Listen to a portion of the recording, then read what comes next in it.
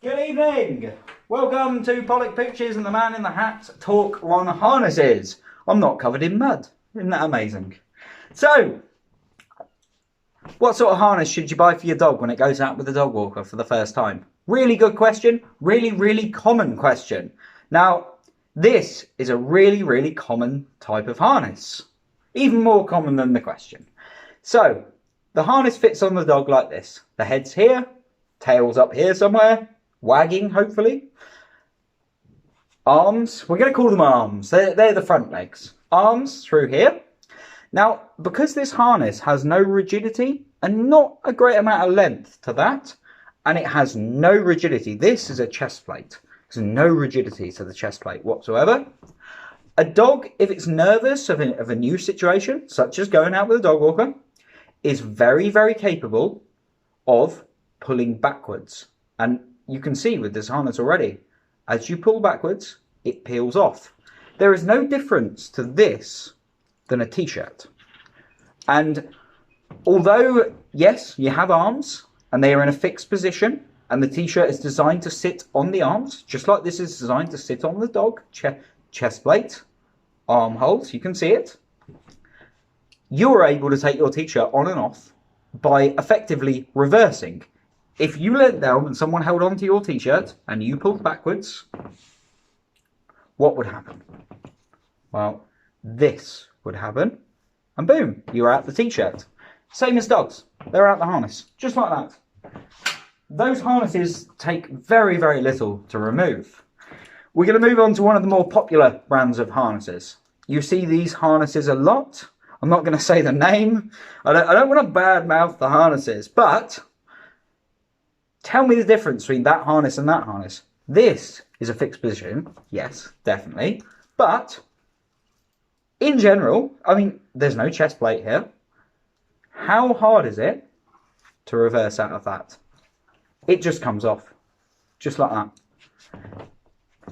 The reason you're thinking, well, I've had this harness for years and it works really well, is when your dog's a little bit nervous, such as a new situation, your dog comes to you.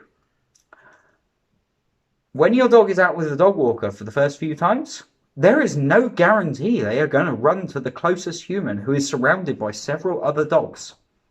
There's a very good chance what they're going to do is reverse away from the situation and then flee. So harnesses like this, they just don't cut the mustard. They really don't. That was a weird phrase. I've never said that before in my life, but we're going to go with it. Now this is a much more intense harness. You can see, you can compare, you can look at the security between them. Look at the difference. This one hangs like you know, wet washing. Look at this. It holds itself pretty firm when I'm holding it there. There is rigidity and there is length to this center line. There is a chest plate with strong rigidity, but also flexibility for comfort, which is what you want. I'm not advertising this brand of harness. I'm saying, look for a harness with a good chest plate, a solid line down there, a solid line down here. And this is the important bit. 2 completely independent bands. This band goes around the neck. And when you tighten it with the 2-finger rule, put it to the right side, 2-finger rule. So you can fit 2 fingers between it, so it's not uncomfortable for your dog, but not much more. That is an ideal fitting.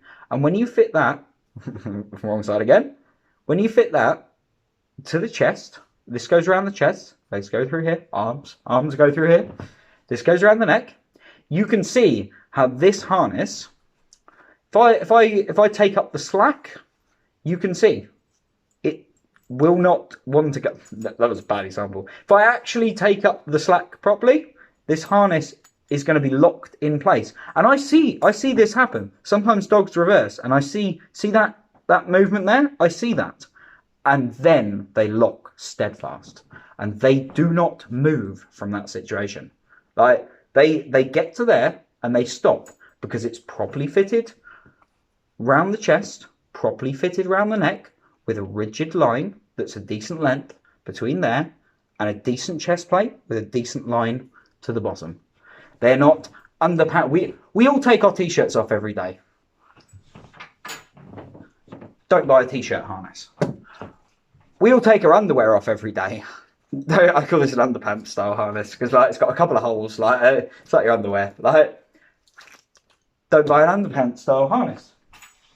Get a harness with 2 solid, well-fitting bands that you can just fit. So that's a collar, that's a chest restraint.